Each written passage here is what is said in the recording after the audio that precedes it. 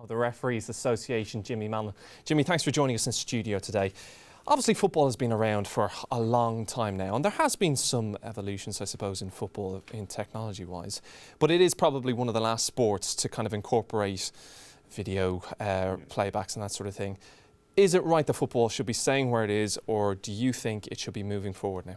My opinion is it has to move forward. I mean, we need to look around and look where we are, where we've progressed from. You know, looking at the audience, nice young audience. When I was first playing and first started refereeing, it was played fields, it was big old leather footballs. You just got to look at the state of the pitches now. Absolute tremendous pitches, it's so fast. And, you know, the referees just can't make the decisions based on it, it's too quick for them. And at the end of the day, we've got the technology there, why not use it? It's used everywhere else. Well, the one that we are seeing is close to, I suppose, the closest being implemented is obviously goal line technology.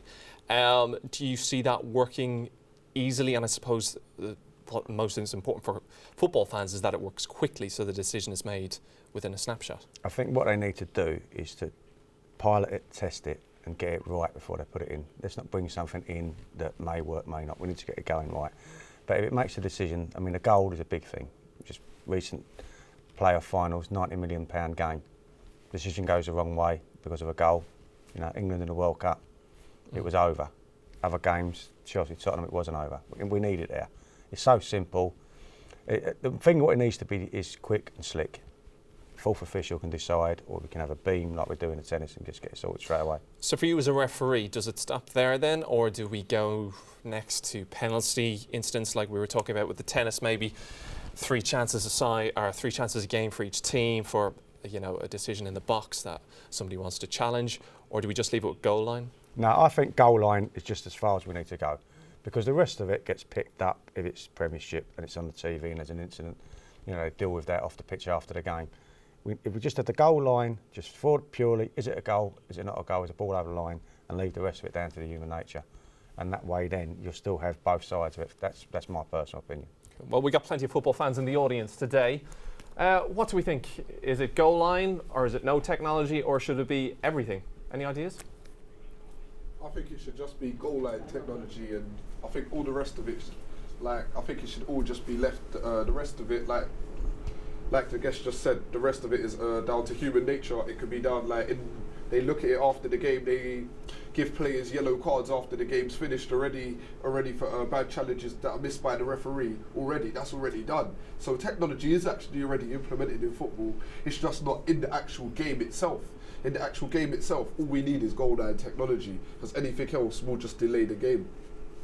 Anybody else got any ideas? Anybody totally against it? Football's been around for like 200 years or whatever, and I think the issue is that if a team loses a match, they always want to blame something else. They always want to blame the technology or the ref for getting the decision wrong. So you can't really just justify having the technology because you lost a match. If a player doesn't score a goal, or the ball only just goes over the line, that's not the technology's fault, that's their fault for not scoring a better goal. Okay, and yourself? Well, you see in the Champions League, UEFA Cups, they have the 4th and 5th and 6th officials, don't they? That didn't work. So why guarantee that goal line technology works? One's if it gives a decision that's wrong, then are they going to scrap it straight away, or like technology can go wrong? Mm-hmm. It's not. Well, I think in tennis and cricket we've all seen that, yeah, the odd decision could go wrong, but it cuts down a lot of the errors, and maybe then there's not as many talking points to talk about as we were talking about, you know, on a Monday morning in work. I think you had a comment back there. Yeah, I think get rid of it, and we all should get a bit more honest and trust the referee. And just keep it, I suppose, slightly old school. Technology does fail, and if it fails, then as someone was saying, they're only going to blame it on the technology. So why don't we go back to how it was before, and there was no problems then.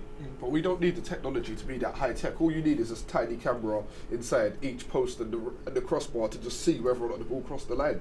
You don't need to use a high tech sensor beam or any infrared or anything like that. You just need a tiny camera in each post and the crossbars. They did a demonstration on Sky Sports. You'll see whether or not the ball crossed the line. There we go. Goal. Done.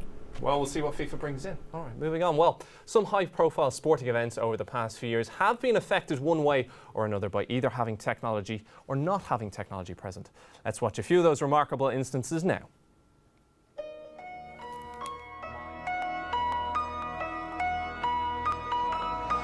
Milner. Defoe, that's a lovely touch.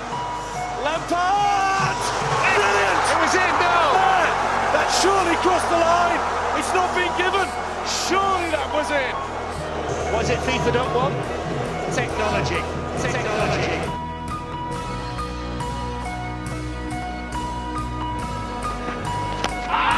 They ask. Tell you what, that isn't so far away either. Very hard to get an LBW from Billy Doctrove.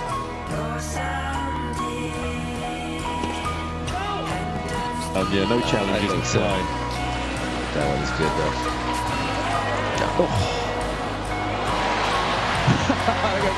Federer's reaction.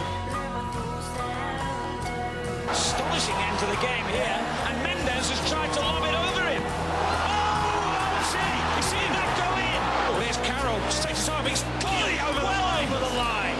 Unbelievable decision.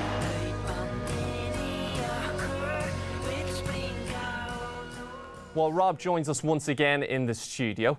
Rob, can you tell us your opinion on why you think that technology has been embraced more in sports like cricket and tennis and rugby, and why it's taken so long for even the issue, I suppose, to be brought up into the realm of football? I think it's worked well. You know, football's a lot more of a flowing game. You know, it's harder to stop a game of football to look at a decision, whereas in instances of cricket, tennis, and rugby as well, like you'll get the chance. There'll be a chance in that near future of stopping the game of play and actually looking at the incident that's happened. Whereas football, you can't just stop it. You know, whatever's going on, the ref just can't blow his whistle just to look at a television. You know, it'd be unfair on one of the other teams. And just, I think something our audience picked up, Jimmy, I'd like to bring up with you is the idea of miking up a referee. Would you be for that or against that now? Against it for me, because at the end of the day, it's the language that's used. I mean, we mentioned that, you know, the rugby players are polite, etc. But you do get a lot of industrial language used on the pitch, and the thing is with it, people don't need to be hearing that indoors. As a referee, I always used to talk to the players all the time, talk. They used to get fed up with it, and I'm sure, you know, people wouldn't want to be listening to me all the time. I'm sure they'd rather listen to the commentator. Yeah, definitely. Well, let's throw this across to the audience. I'm going to bypass you now as a journalist and put this to our audience here today. Is it the point that FIFA haven't brought in technology into football, and is it basically on the premise of that, as we were saying earlier, it drums up more talk? On a Monday morning, you buy your papers and there's more controversy over these incidents. Did the ball cross the line? Was he offside? Was he not? Is that why it's not being brought in? Are they trying to keep it that kind of traditional way? Has the media some power in this? Maybe? I don't think that makes any sense, because on the goals line situation, we all know that the ball crossed the line, so there's no real argument. It's not like a foul, or was it a foul, was it not a foul, and those kind of things we should keep. But if the ball crosses the line, we all know that the ball crossed the line, so there's no debate there. There is no debate there. It's not spoiling the game at all, because we know the ball crossed the line. It's a fact that the ball crossed the line, but the goal was not given, which is absurd. Well, staying in the realm of football as well, obviously I'm sure all of you have caught this week with the ongoing situation in FIFA. How many of you had any confidence in FIFA as a footballing body before and after this week with the whole bribes issue? Any thoughts on that now? But they've all been corrupt. They've always been corrupt, but so's every sport when it comes to decisions like that. You're gonna. London 2012, at the time, Paris were more advanced than London was at getting the games, but London got them. So does that mean that we bunged them a few pound? We might have, but so what? It's different when you get countries like Qatar and stuff in the World Cup. That's going to be the worst World Cup anyone's ever going to watch, because it's within a radius of 10 miles or something stupid like that. You're going to have stadiums on top of each other, and then there's going to be no legacy. After the World Cup in Qatar, they're going to break down the stadium and send them off to Africa. So how is that going to lead a legacy within a country? In Russia, it's different in Russia, but again, money was there. Why was Abramovich at the FIFA announcements? Why was Abramovich within the Russian team? He's got nothing to do with football apart from being a Chelsea owner. He's got nothing to do with the Russian national team.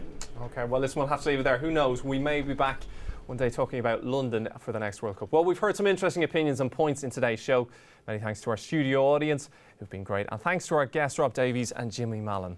I've been Will Dalton. Hope to see you next week. Thanks for watching.